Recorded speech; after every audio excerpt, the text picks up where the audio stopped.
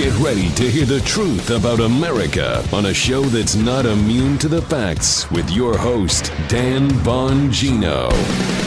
Oh, boy. So thank you to all of you out there, and I mean this sincerely. I never throw thank yous out there to be coy or silly, for all the positive feedback on yesterday's show. We did get some negative feedback, too, to be candid. It was... percentage was probably 98% positive on my rant on socialism and Bernie Sanders. To those who have negative feedback, I appreciate that too. I put our email address out there on the show for a reason. I enjoy your feedback. The show is for you. But it is my show, and that's what I was feeling passionate about yesterday, Bernie Sanders and the far left lurch of the Democrat Party, because I think it's dangerous not only to the Democrat Party, but dangerous to the country, folks. So I do appreciate it. I was obviously very passionate. I went on maybe a little long yesterday, but get to work matters. Get to work was the takeaway from yesterday's show. So welcome to the Dan Bongino Show. Producer Joe, how are you today? I'm in a great mood today. And, I heard that yesterday, too. Yeah, Dan's all pissed off today. Yeah, I know. I could tell because even after the show, I usually say to Joe and Paul, I'm like, what'd you think? And they were both like, it was good. It was good.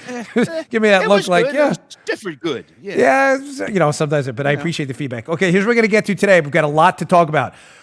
Huge developments in the Mike Flynn case. Ladies and gentlemen, remember my operating thesis. These swamp rats all know each other. Everybody knows that, but they all have something to hide. Got a lot on that today. You're going to be stunned at some of the information we put out there about that case. And new developments in the Hillary Clinton Russian collusion Skolkovo disaster. Fascinating stuff there. And also an update from Rudy Giuliani last night, who gave a really unbelievable interview on Shannon Bream's show. I hope you saw it. All right, today's show brought to you by our buddies at Liquid IV. Liquid IV, we'd be lost without this stuff. Now, you know about their hydration multiplier. I love that. I use it before jiu-jitsu. But Paula is literally right now, before the show, using I think their finest product out there. This stuff is amazing.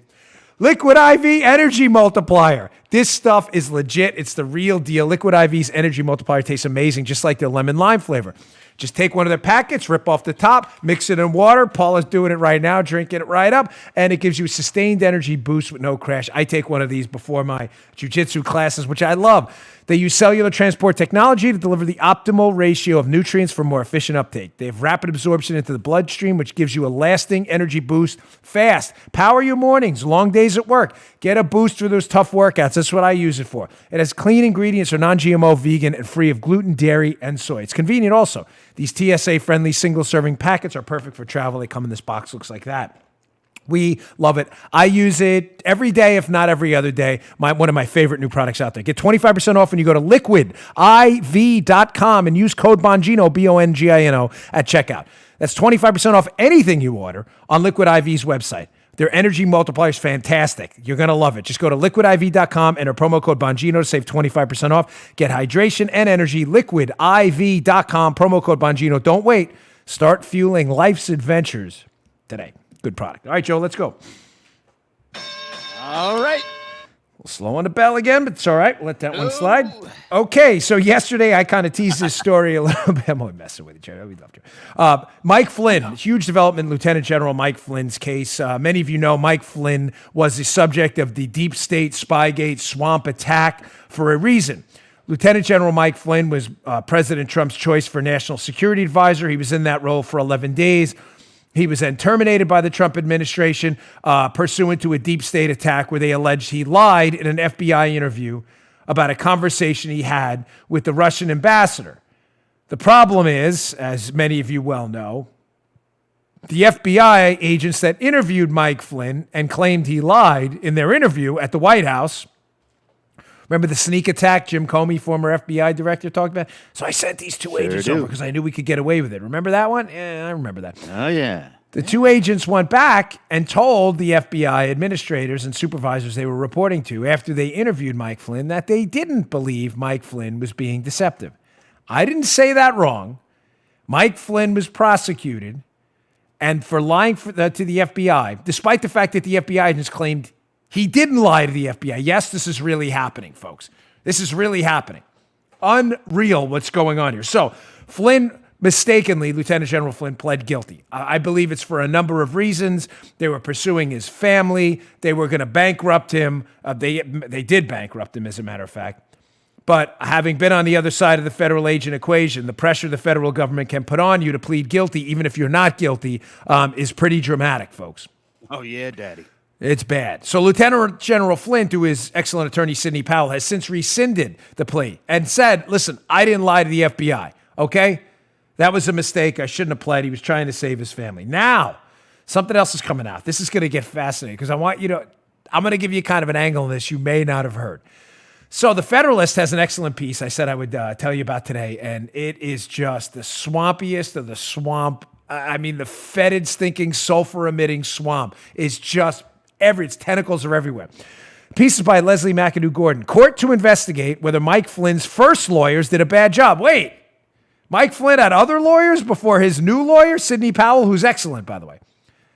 So Sidney Powell's looking at what his first group of lawyers did, and he's like, Sidney Powell's saying, wait, time out, T.O., laundry on the field, red flag, under the hood for review here. Mike Flynn's first lawyers did what? Now, before I get into this, you may say, well, that's Mike Flynn's fault for hiring crappy lawyers. I'm not going to get into that because when you hire a lawyer, regardless, there are ethical obligations, folks. Right. Yes, there are. This is just common sense. Yeah. When you hire a lawyer, they're ethically required to provide you sound, competent legal advice. Whether they're Democrats or Republicans shouldn't matter. Now, having said that, there were some obvious warning signs about who Mike Flynn's first lawyers were and who they were associated with, which I'll get to in a second. But let's get to this from the Federalist piece. So here's what's going on right now. So Sidney Powell, Mike Flynn's new lawyer, looked at what the old lawyers did, and they said, hey, this doesn't make a lot of sense. The old lawyers, Covington, this group Covington, these lawyers, this Covington group, they helped Mike Flynn fill out this form. He was later prosecuted for filling out in what the government believed a dishonest fashion. So from the Federalist piece, when a criminal defendant claims a prior lawyer provided ineffective assistance of counsel, which is what Flynn's new attorney is saying now. They're saying our old attorney sucked, basically. I don't know any other way to tell you. Yeah. The courts deem that claim, this is important, ladies and gentlemen, to be a waiver of the attorney-client privilege. That means that otherwise privileged communications between the attorney and client can be disclosed in order to adjudicate the ineffective assistance claim. I'll translate this for you, don't worry. But this gets interesting. But that does not open the door for access to all communications between the defendant and their former attorney, former counsel, or to all of the information that former counsel obtained during the representation. What's going on here? Covington, Mike Flynn's first attorneys, he's now saying were totally ineffective. Covington helped him fill out this form. This Foreign Agent Registration Act form, FARA form. And what they did is they said, listen, General Flynn, because you had done some work for Turkey, for people in Turkey, we think it's best you fill out this form saying you were working on behalf of a foreign government, the Foreign Agency Register, FARA form. Copy? Everybody follow me? Easy enough. The government then looked at the form after he was given advice by Covington to fill this form out, which, by the way, there's still no evidence Mike Flynn was working for the government of Turkey. None. Mike Flynn is a free U.S. citizen. Mike Flynn, whether you think it's a good or bad idea morally, it's not illegal for Mike Flynn to take a business contract with someone who's a Turkish citizen. There is nothing illegal about that at all. It'd be illegal if it was done in violation of U.S. law. And if he's lobbying on behalf of the Turkish government, then that FARA form's a must. Everybody tracking? Cool. So Covington tells him how to fill out this FARA form, even though it's still under dispute today that he had to even fill the form out at all. They say, hey, here's how you should fill this thing out. Big wink and a nod, folks. Fill it out this way. You know I love the wink and a nod. Yeah, man. All of a sudden, Joe, crazy time, Mike Flynn's being prosecuted for alleged false statements, filing false info on the FARA form that Covington, his first lawyers, advised them to fill out that way. And who's defending him against those charges? The same law firm, Covington, that told him to fill it out that way. I'm not kidding. So Flynn's new attorney, finally a competent attorney, Sidney Powell's looking back and saying, come on, guy. You guys are the ones who told him to fill this out the way the government's saying is criminal, and now you're defending him against basically your own advice? You told him to do this, and you did it in conjunction The allegations are they did it in conjunction with advice from this prosecutor's office. Now, why does this matter? It matters because this is an obvious conflict of interest. Covington needs to protect its professional reputation for advising clients to fill out FARA forms, not necessarily Flynn. Right. This is a huge conflict of interest. So now the government's saying, well, there's no more attorney-client privilege between Flynn and Covington, and that information should come out because he's claiming it was ineffective counsel. So if we want to look into that, we have to look at what Flynn's first attorney said, which usually you can't because it's privileged information. That's where it gets complicated because Brendan Van Grack, one of the prosecutors for the government looking into Flynn, apparently had something to do with those negotiations, so he'll actually be a witness in the ineffective counsel claim. My head is spinning. Holy cow. Yeah. Go back to my headline when your head starts to spin. These people all know each other. They all have something to hide. So the government prosecutor was involved in these FARA charges while working with Covington, this law firm who was representing Flynn, who advised him how to fill out the FARA form, while the government was prosecuting him for filling out the FARA form the wrong way? Remember, if you're associated with Trump, justice, air quotes, because it's not real. That's why I titled the show today, Justice Doesn't Even Exist Anymore. Fake justice will come and find you. But when you're a Democrat and you smash BlackBerries and you run a bleach bit program on them to delete information to hide it from the government, like the Clinton team did, you're A-okay, man. Everything's good. Now, this is where this gets hilarious, and by hilarious, I mean tragic. Who is one of the attorneys, like one of their primo hires at Covington? Again, you can fault Flynn, fair enough, for hiring these people, but they're still obligated to provide him competent legal services. Yes. Nobody gets a pass here. Who is one of their ace-in-the-hole hires at Covington? Get ready, because this is not a joke. I am not messing with Joe. I didn't tease this to Joe. Joe, you don't have any idea who this is, right? Because I don't remember what I told you when I did. Okay, no, Joe gets the videos, but he doesn't get the headlines first. Paula gets the headlines. Right. Paula knows who it is. Look at who Covington's ace-in-the-hole hire was. Check this article out for The Intercept. This. Oh! That ace-hole! For those of you yes. watching on YouTube, youtube.com/Bongino, you get to kind of cheat a little bit. For you audio listeners, Intercept headline, July 2015. Eric Holder returns as hero to law firm that lobbies for big banks. That law firm is, in fact, Covington. Ace in the holder. Holy Ace in the holder. Nice. Ace in the holder. There's your guy. Eric Holder's law firm was the one that Flynn's new attorney is alleging provided incompetent services that led to the prosecution of Mike Flynn. Ah, dude. Folks, I'm going to put something out there I haven't said yet. I've agreed to do another book. Paula's like, don't say that. She hates when no moaning in the background. No moaning in the back. I have agreed. I didn't think I was going to because there were a ton of work and research, but I haven't. I can't tell you the date yet or anything. But the gist of it's going to be this again, ladies and gentlemen. These people all know each other, and they all have something to hide. You think former Attorney General under Obama, who was there in the White House when all this malfeasance was going on, and was unquestionably connected to Obama through this massive volume of scandals, Fast and Furious, Benghazi, all of this stuff. Spygate was a little more Loretta Lynch. Mm-hmm. But you think he may have something to hide? They all have something to hide.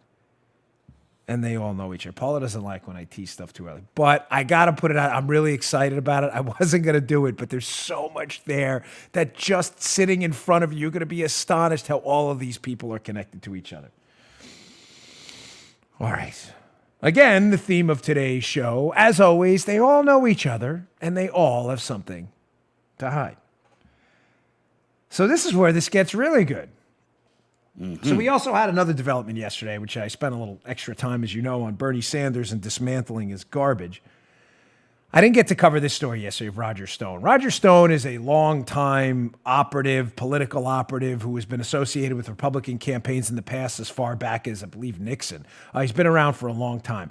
Roger Stone also was a friend to Donald Trump. Roger Stone was prosecuted. Remember the early morning raids where CNN magically showed up at this raid at his house? They had like an FBI SWAT team, which was utterly ridiculous, show up at his house. Stone was prosecuted and is being now, the background on the story is this. I'll put up the Washington Examiner headline in a minute, but Stone was being prosecuted for intimidating a witness in this case and for not telling the truth under oath. Now, I've met Roger Stone. I wouldn't say I'm friendly with him, but I know Roger Stone a little bit. I've seen him at events. I'm not running or anything from it. I don't really care either way.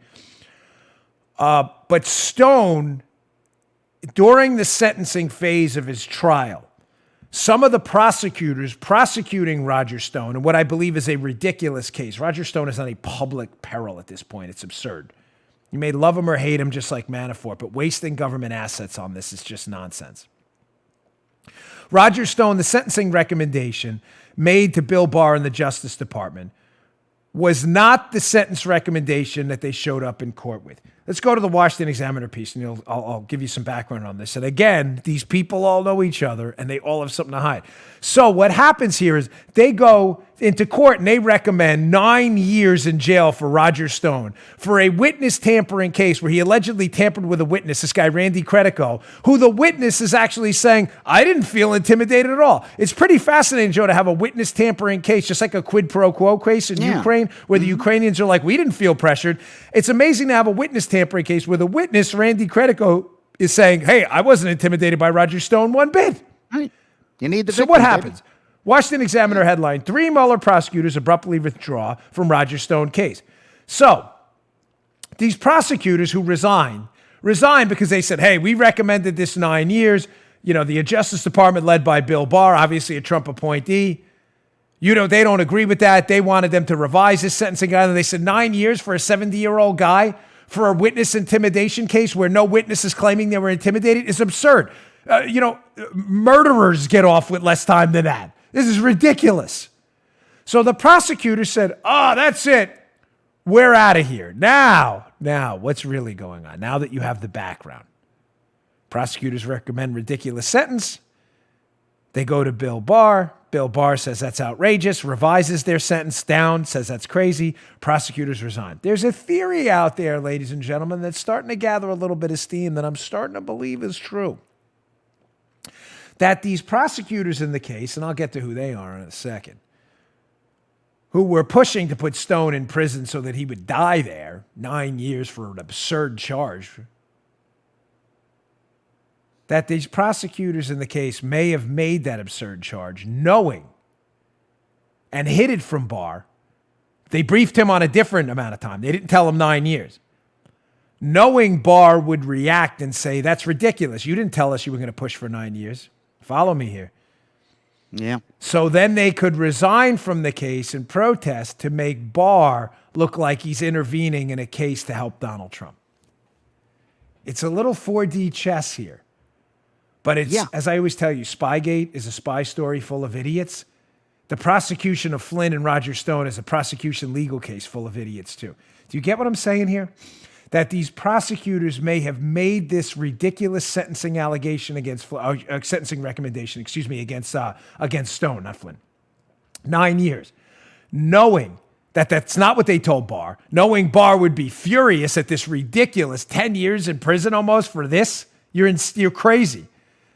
And then knowing Barr would object, we're protesting, Right. we're resigning from the case, knowing what? That the media sycophant bootlicking butt kissers would pick up the story and go, look at this, these moral, ethical prosecutors resigning because they have spines of titanium to stand up against Bill Barr and Donald Trump's interference in the justice system again. Obstruction! And of course, on cue, we have lunatics like that nutbag from California, Eric Swalwell, that congressman saying, hey, we could impeach over this, you know. I'm not kidding. He said that. That's a whole other story. Aye, aye. Ladies and gentlemen, it's all a setup. Every single time. The Democrats, the media, they don't have an ounce of integrity. These people all know each other. They're all hiding their role in the Spygate debacle and everything else. And they're just setting up narrative after narrative, setting up the Trump team, trying to play them for fools because they know the bootlicking, surgically attached lips to the caboose of the Democrat Party media will automatically follow the story. Is anyone in the media even remotely interested in the fact that these very same prosecutors, these alleged men of principle, that what they told Bill Barr and the Justice Department they were going to set in stone to, they didn't go into court and actually do? Is anybody remotely curious as to why they would do that?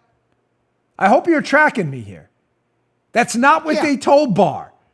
They told Barr whatever. We're going to recommend 2 to 4 years. I'm not sure if that was the number or not. Barr and the Justice Department said, fine, they have to sign off on this. They then walked into court and said, no, we want 9 years, knowing Barr would say, that's not what you told us. And then they said, we resign in protest. Principles. What has 2 thumbs in his principles? These guys. Knowing the media be like, look, interference again by the Trump team. Now, who are these prosecutors who resigned? Remember, everybody knows each other. Everybody. Let's go to this ABC article. This is just hilarious here.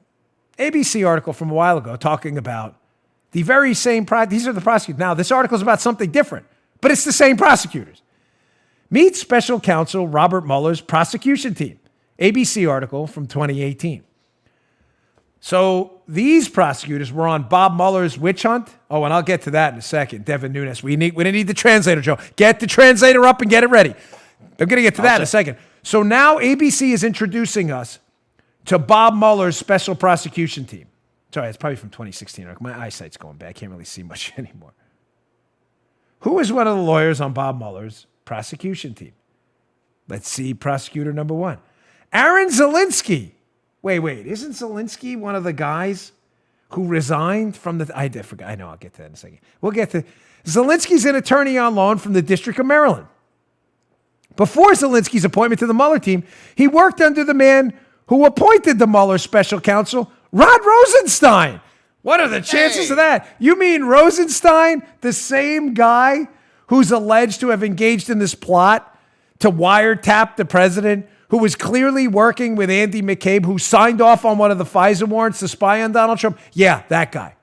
So Zelinsky works for Rosenstein, who okayed one of the FISA warrants to spy on Donald Trump we know was based on a fake dossier.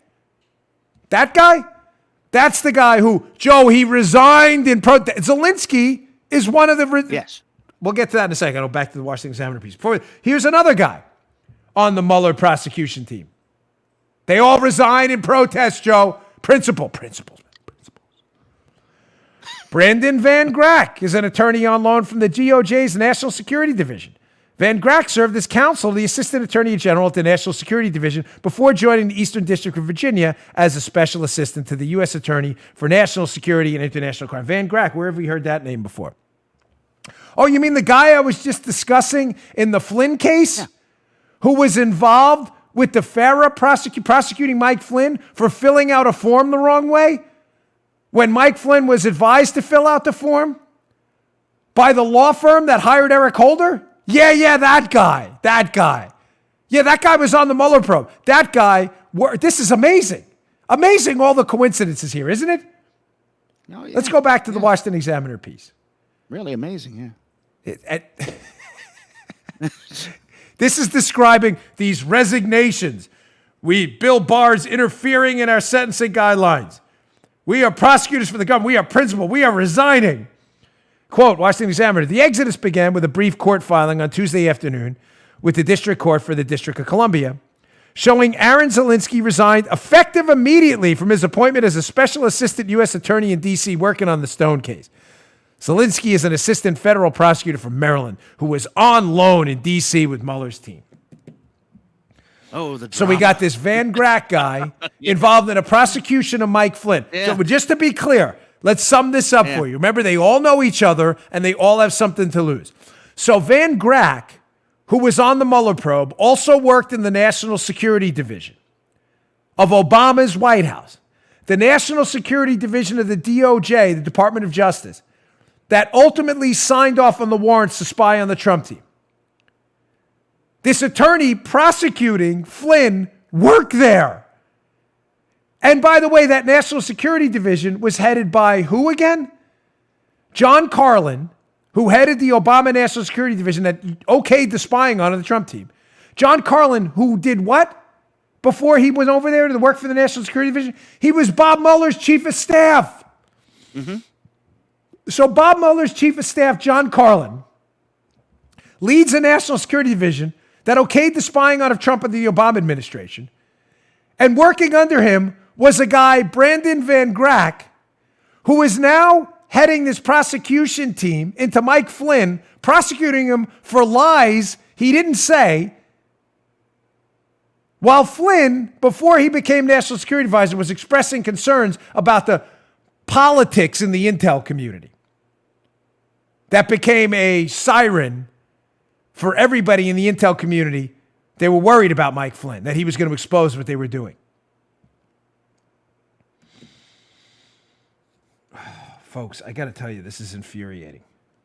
Okay, and one more thing on the Stone case, hat tip to Chuck Ross. And I want to also, I believe, forgive me, I'm not sure, because this guy gets passed over a lot. I believe Mike Cernovich exposed this. So if he did, I want to hat tip him too. I'm hearing he did, and I don't want to gloss over anyone. Credit where credit is due. I believe Cernovich is the one who found this. But I got the story from Chuck Ross, who does good work at the Daily Caller, who's writing about it. But another piece of unbelievably grotesque malfeasance in the Roger Stone case. Look at this article by the Daily Caller. Stunning. Apparently, the jury forewoman, whatever. I'm not into this whole whatever thing here. The lead juror in the Roger Stone case ran for Congress as a Democrat in 2012. Look at this from Chuck Ross. This is classic. How is this one missed? So the lead juror in the case against Roger Stone, where they're recommending 9 years in prison for a process crime here, for a witness intimidation charge they can't find a victim on. The foreperson on Stone's jury ran for Congress as a Democrat, it was revealed Wednesday.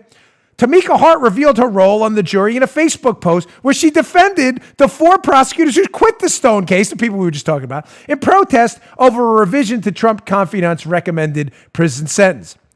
Hart's social media activity shows she closely followed the special counsel's Russia investigation and frequently posted negative stories about President Trump. Ladies and gentlemen, it is never, ever going to end.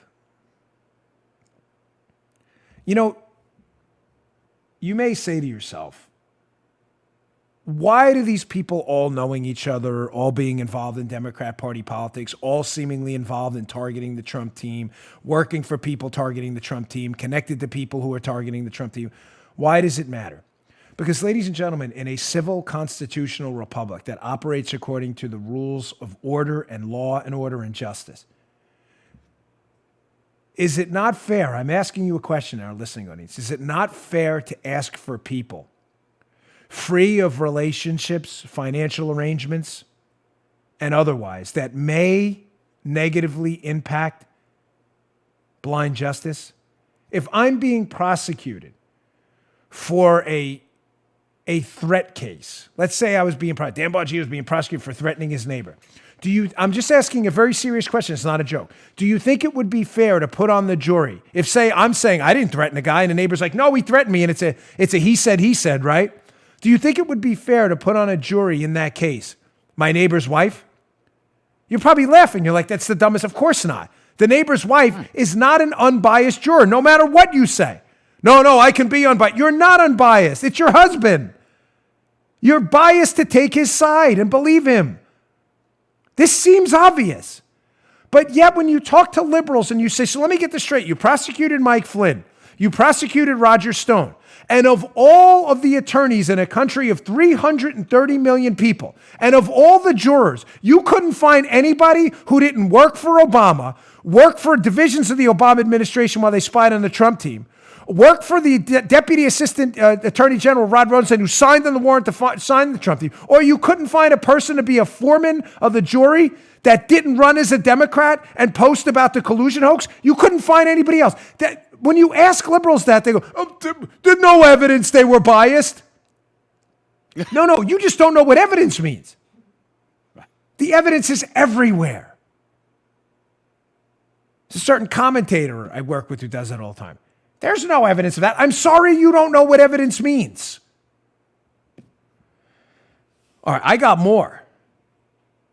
Because Nunes has kind of been hammering at this too. Devin Nunes, who, by the way, I'll be with at CPAC for an explosive Spygate scandal.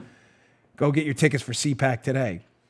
So I got more on that in a second. All right, before we get to that, today's show also brought to you by buddies at My Patriot Supply. Ladies and gentlemen, you insure everything in your life that matters, right? Everything. Some of you have heard me read for this company before, but it's important. It matters. You insure your car, your home, your health. How can you not insure your food supply? Listen, emergencies don't announce they're coming. That's why they're emergencies. And when they strike, believe me, we're familiar with this. Even in Florida, that's a very well-prepared state. We get hurricanes all the time. You don't want to go into a Walmart for bottled water and food when a hurricane's coming in because you're going to see empty store shelves.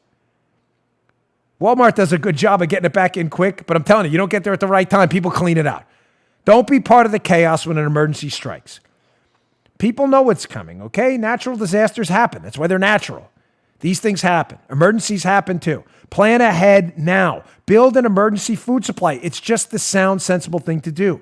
Go to our friends at My Patriot Supply. This week, you can save $70 on a 2-week emergency food kit when you go to this special website, preparewithdan.com. That's preparewithdan.com. My Patriot Supply food kits last up to 25 years in storage. Ladies and gentlemen, that's a lot of mental sanity for you not have to worry about where you're going to get food in an emergency. It has breakfast, lunches, and dinners. The food is very good.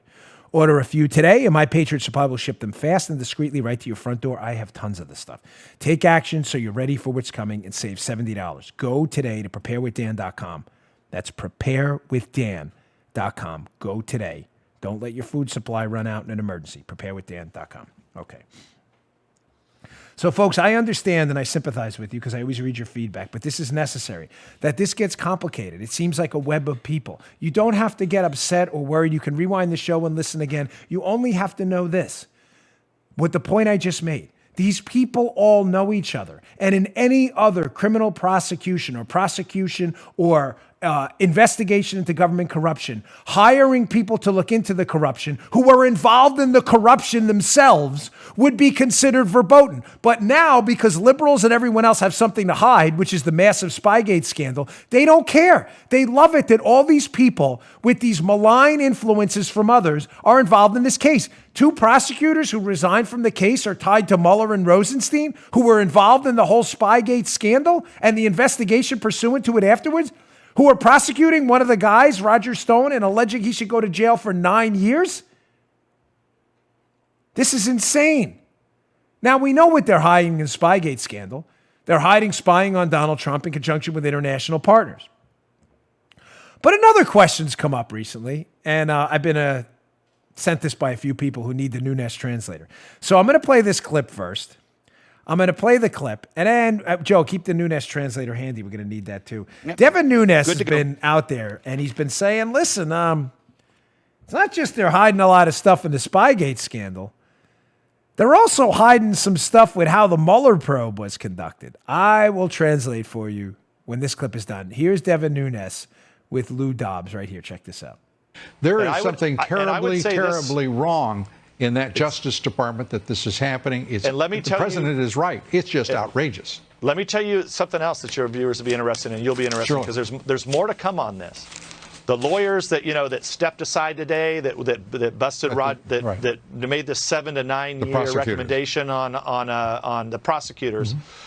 We believe that this is not going to be the only example. We think there's other examples of things that they did during the Mueller investigation that I think you and your listeners and the American people will be very interested to learn in the coming weeks as we start to unpeel the onion of what the Mueller team was really doing. Because I always say this, when Mueller was appointed, we have to ask ourselves, he walks in the door the first day and said, okay, show me all the evidence you got on the Russians. They're like, Bob, sorry, we don't have any Russians here. We don't have any evidence. Yeah. So what the hell did they do for 2 years? They set up an obstruction of justice trap, and they went out after a whole bunch of people that now got sentenced. Some already served their time, and I think all of this has to come into question now at this point. Joe, please activate Nunes Translator. We need it. Here we go. Initiating Nunes Translator, Dan. For those new listeners to the show, Devin Nunes has to be careful about what he says in media appearances because unlike the Democrats, he's not a leaker. And he actually has some respect for the whole, secret process of classifying information in the government. So Nunes has to talk in kind of code, which is good because don't worry, I'm here to translate what Nunes is saying for you. So folks, what he's getting at here, and the reason we had to do the show in that order, Flynn, Stone, the prosecutors involved in Flynn and Stone are heavily involved in Spygate and other Obama scandals, is because now you understand what he's saying. Nunes is pretty clear there that, hey, listen, guys, did you happen to notice that these prosecutors involved in the Stone case, and by the way, in the Flynn case too, are the same ones who were involved in the Mueller probe? By the way, the Mueller probe that knew from the beginning that the Spygate thing and the dossier was a hoax? Now, let's get into a little more detail. Let me give you the headline first so what I'm about to say makes sense in the context of here's your takeaway. Your takeaway is this. These same prosecutors who were trying to put Flynn and Stone in jail to both shut people up and punish them for looking into their malfeasance, the same prosecutors recommending 9 years in prison for Stone and trying to put Flynn in jail for filling out a form wrong that he was advised to fill out by a law firm that hired Eric Holder. These same prosecutors trying to punish these people and shut them up from looking into what they did were looking into Trump for the collusion thing as members of the Mueller team when they knew the entire time that what they were looking into was garbage. Now, you were listeners to the show. You knew the whole Mueller probe was a scam, a witch hunt, a farce, and a joke. But what if there was evidence out there that they knew from the start what they were looking into was a farce? That's the Mueller team and the prosecutors, the same ones involved in prosecuting Flynn on this garbage case, and Stone trying to put him in jail for 7,000 years in a Russian gulag. The Gulag Archipelago style. What if these people really needed to frighten people like Stone and Flynn and anyone else? Because they don't want you to know that they knew from the beginning what they were doing was a total farce. Now, there's a couple takeaways from that. What Nunes has been out there and talking about is the case, obviously, now we know this based on the heart. We know it conclusively. There is no debate about it anymore. I'm not interested in hack media opinions. I'm interested in fact.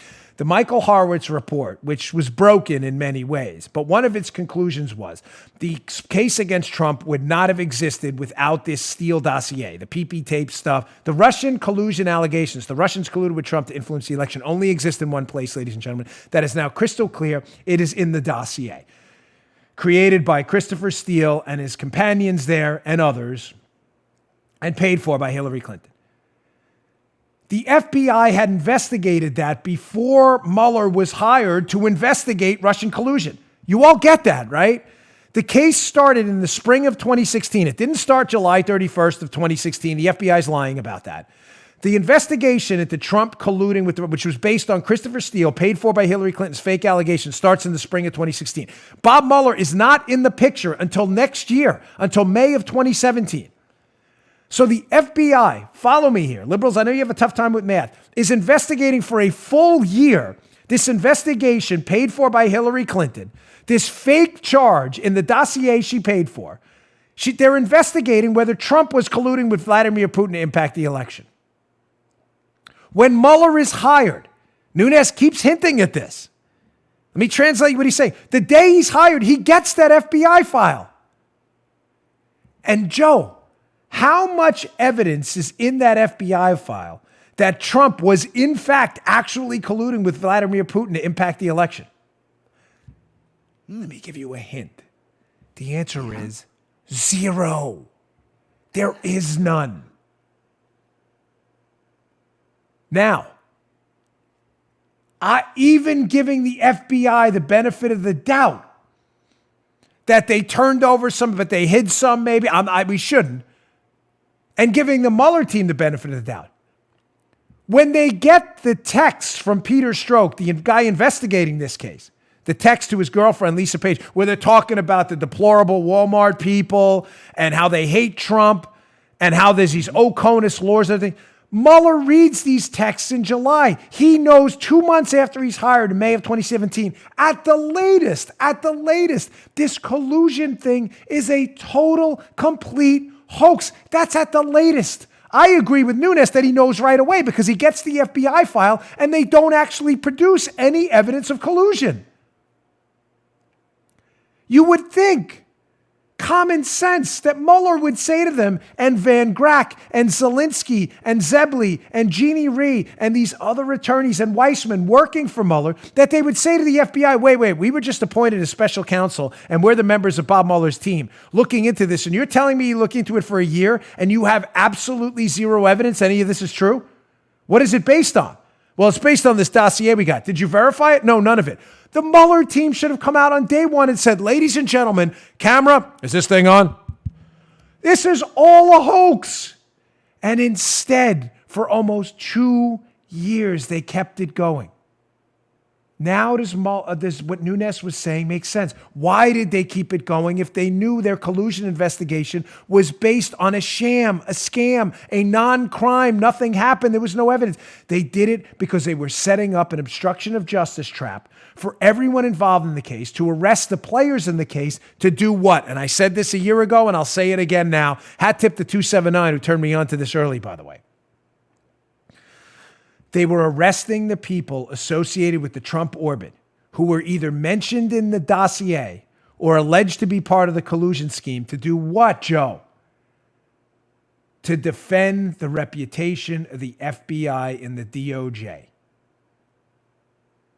What Mueller was trying to do in his team, it is crystal clear, and I believe what Nunes is getting at here, is that they knew the whole case was a sham, but they figured if they investigated long enough, they could arrest people on process charges, obstruction, lying to the FBI, filling out forms wrong like Mike Flynn, intimidating witnesses that weren't intimidated like Roger Stone.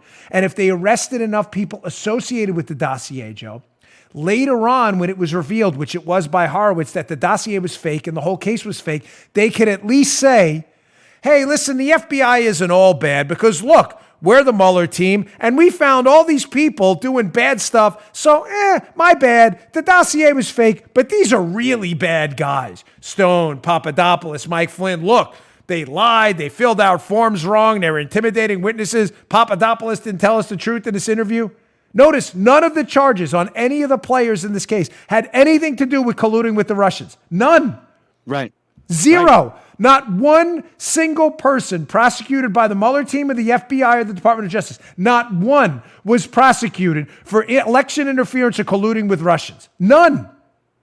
Nobody. They were arresting these people for a case they knew was fake to protect the reputation of the FBI, the swampy part of the FBI. To say, oh, yeah, they screwed up, but look, these people were really bad. Remember True Lies, Arnold Schwarzenegger, where his wife finds out he's a CIA guy or whatever? And she says, did you ever kill people? And he goes, yes, but they were all bad. This is the Mueller approach. Did you ever investigate a false charge and keep it going for 2 years to wreck the reputation of a president? Yeah, but we arrested some really bad people. You get it? That's what he's doing. Yeah. It is obvious. And they were using the FBI fairy tales, their 302s, their investigative summaries, their work on the fake dossier. They were using it as a template to write the Mueller report to tell this long, convoluted story that appears to talk about Russian collusion, but doesn't produce any actual evidence of it.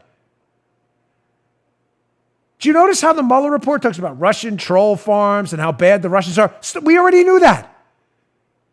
That doesn't mean Joe colluded with the Russians to help Trump. It just means the Russians are bad.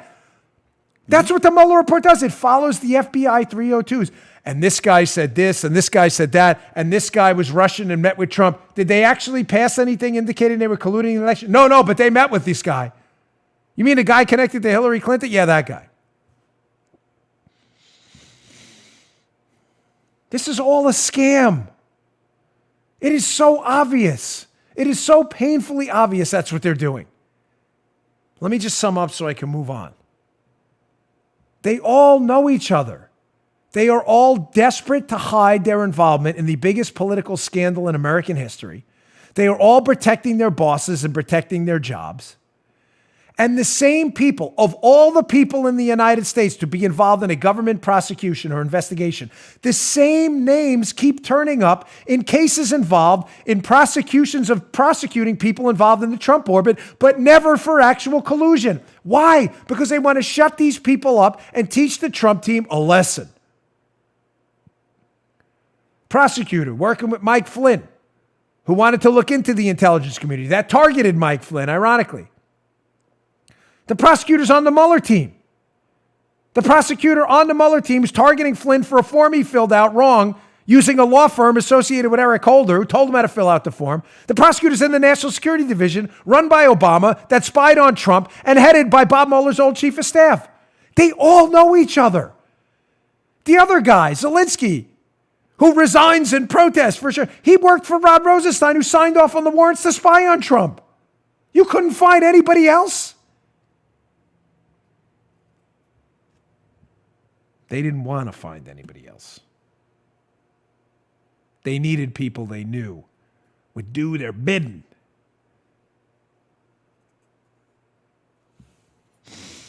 All right. Got a lot more to get to, including hilarious Donald Trump video. I can't get enough of these. Trump owning the live spots. Yeah, Joe gets to see the videos. It's hysterical. Before I get to that, today's show, sorry. It's Lending Club. Today's show also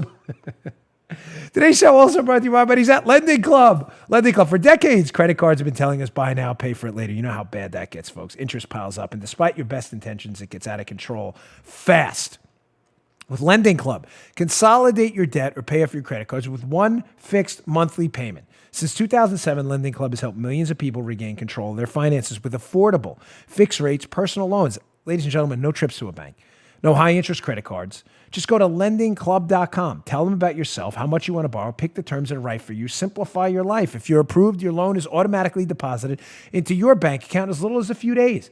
Lending Club is the number one, not number two, the number one peer-to-peer lending platform with over $35 billion in loans issued. We love the club on this show.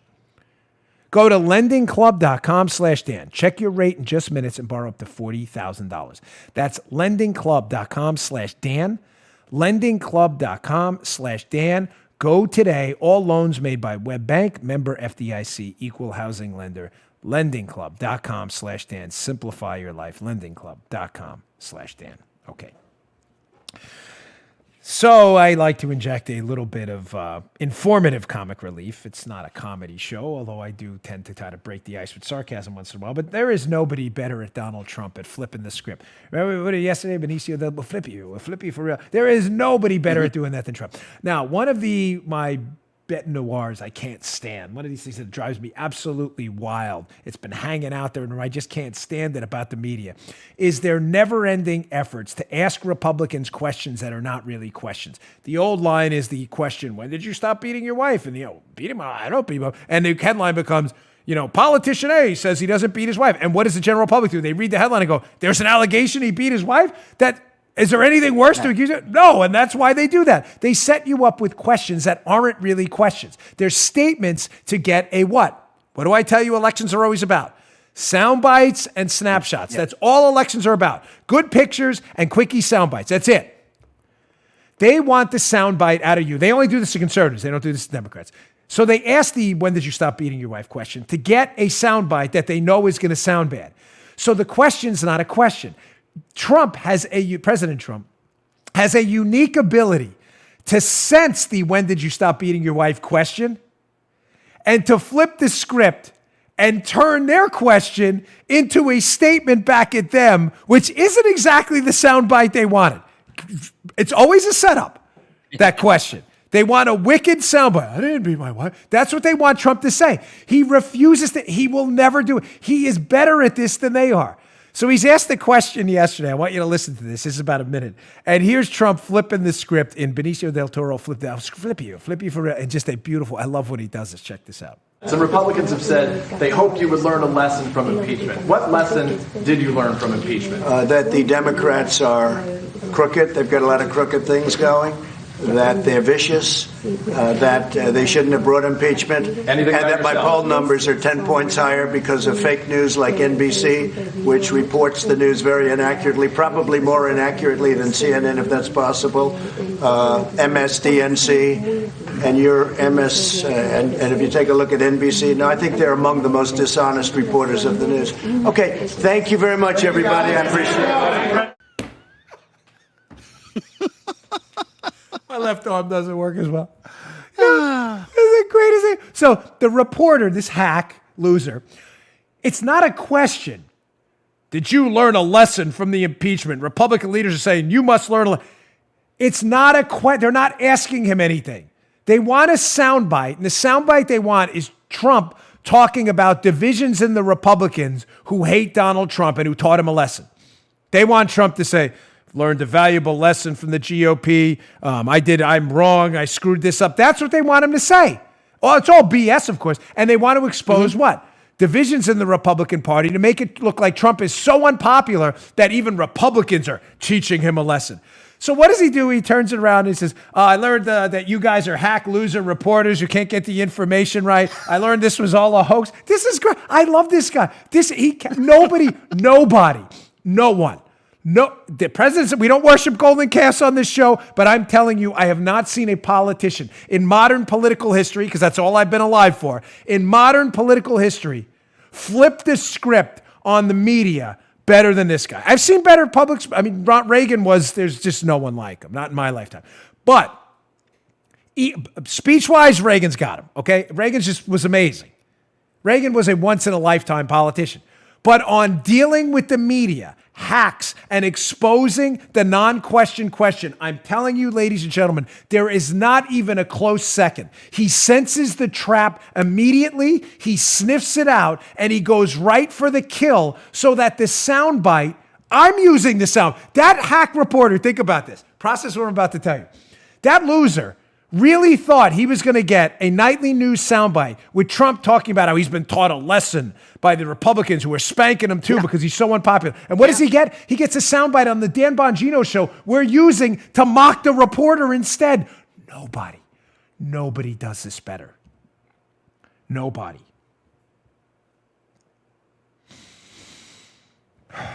Nobody. Okay, tomorrow is going to be a killer show. I'm going to tease this a little bit. Be back late tonight, so I'm doing a lot of prep for tomorrow's show today. But I want to tease this a little bit. Tomorrow's show, remember the focus the last few weeks and the focus of my book that will be coming out at an undisclosed date. Everybody knows each other. Everybody has something to hide. And I want to add part 3 here. Was that a 50 Cent album? Get Rich or Die Trying. What was that? Can you look that up for me, Paula? What was Get Rich or Die Trying? Was that a... Hold on, folks. We're going to do this on the air. Don't delete this. Get Rich or Die Trying. Was that a movie? It was a movie. It was a movie. Was 50 Cent in that? He was. Curtis Jackson. Okay, so I'm not crazy. Because usually I'm bad. I had to look it up on my phone. Get Rich or Die. So, part number 3. Everybody knows each other. Everybody targeting the Trump team, that is. Obviously, we just did a whole show on it. Everybody's hiding something, their involvement in scandals, or protecting their boss, or they're protecting their job. And everybody's getting rich while us suckers are sitting here working for a living. Of course, I don't mean suckers, you get it. That's what they think of us. We're the ones with principles. We're the ones with titanium spines. We're the ones with the cojones to speak out. They think we're suckers. Like you suckers working for a living. What do I mean? I spent the last 2 and 3 weeks exposing this web of connections between people involved in the targeting of Trump and how they were all getting rich and how they all know each other. And one of the things I had addressed was the Skolkovo project in Russia. How this Skolkovo project was a Russian effort to implement a technology corridor, kind of like Silicon Valley over here.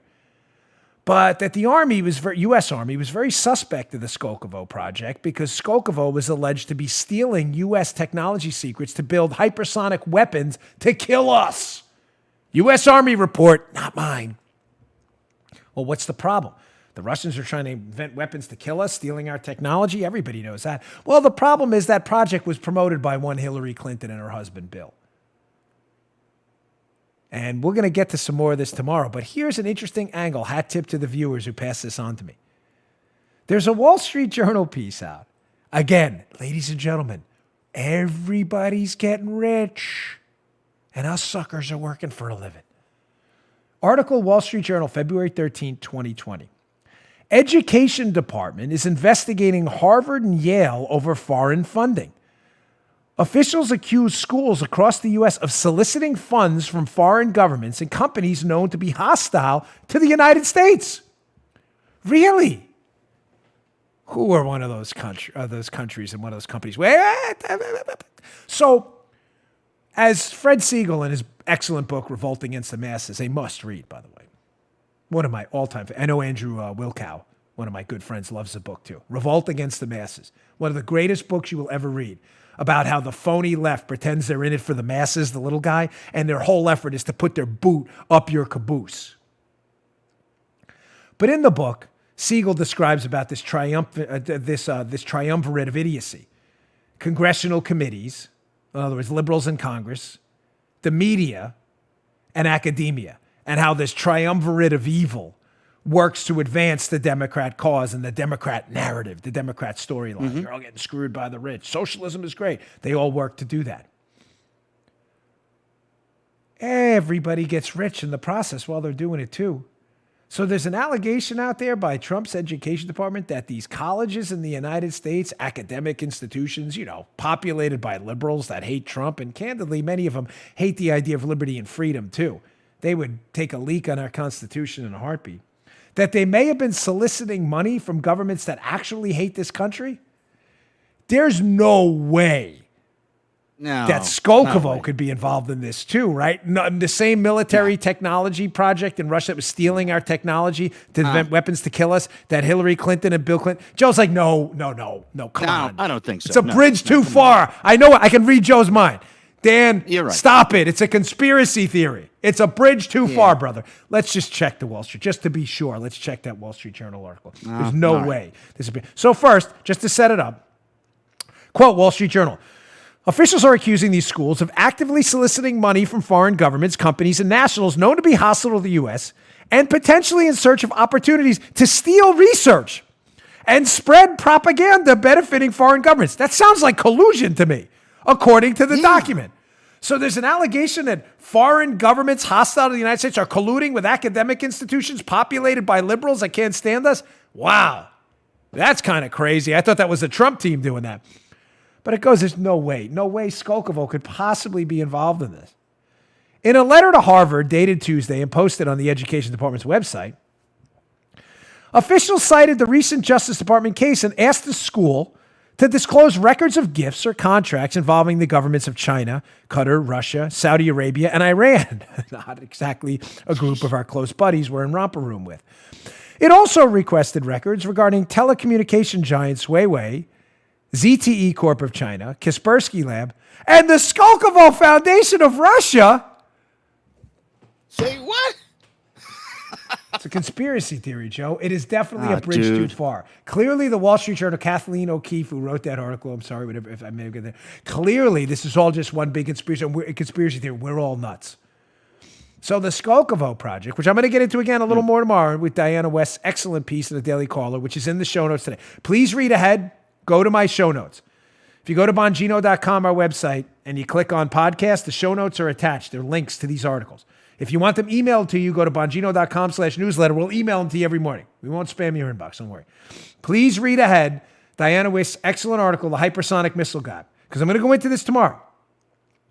And let me just tell you what we're going to go into. So again, the same project, Skolkovo, that's alleged to be stealing technology to kill us, a Russian project, is promoted by Hillary and her husband Bill. Companies that are donating to the Clinton Foundation are joining the Skolkovo project.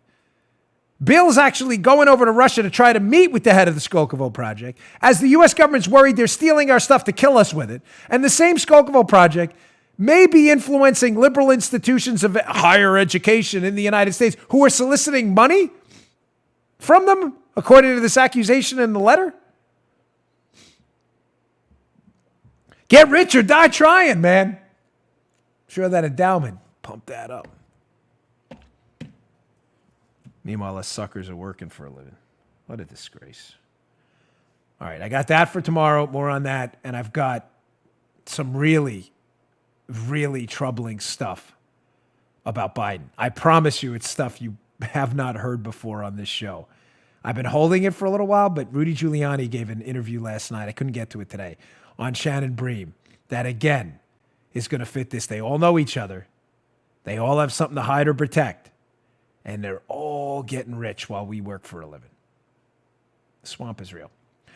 Please subscribe to my YouTube channel, youtube.com/Bongino. We'd really appreciate it. We're trying to get to 400,000 subscribers. And listen, I appreciate all your listenership has been explosive this week and your viewership. I really appreciate it. The show is growing by leaps and bounds. Thanks so much. I'll see you all tomorrow. Hey, thanks for tuning in. Today's show was brought to you by my buddies at Brickhouse Nutrition. They make some of the finest nutrition supplements on the market. My personal favorite is Foundation. Now, you don't hear anything shaking in there. Why? Because the bottle is empty, because I use it. I love this product. Check it out. Foundation. It is a creatine ATP blend. Does 3 things. Look better, feel better, perform better. Go give it a shot. Go to brickhousenutrition.com/Dan. Try out this creatine ATP blend and take the mirror test. If you don't believe me, take the mirror test. Before you try Foundation, right? Go check it out. Give it about 7 days to work. Take a little mental snapshot of yourself in the mirror. Look at yourself after 7 days. You're going to love this product. Go check it out. brickhousenutrition.com/Dan. Check out Foundation today. Can't recommend it highly enough. Bottle's empty. Miles, the owner of the company, send me some more. Thanks for tuning in, folks. See you all later. You just heard The Dan Bongino Show. You can also get Dan's podcasts on iTunes or SoundCloud. And follow Dan on Twitter 24/7 @DBongino.